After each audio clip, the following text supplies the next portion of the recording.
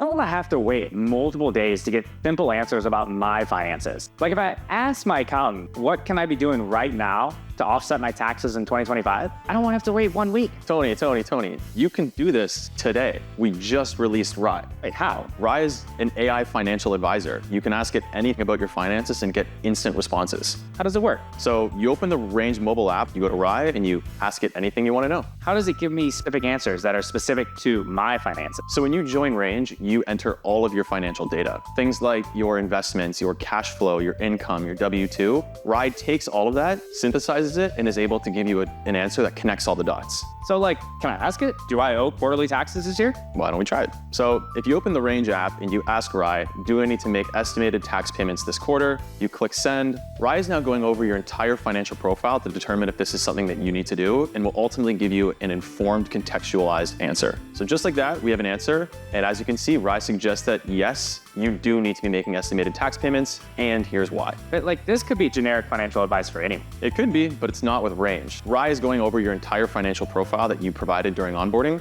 It's just your data. How can I trust it? Rye was trained using CFP data as the backbone of the engine. So kind of like a financial advisor. Exactly like a financial advisor, an AI financial advisor. But in your pocket. Exactly.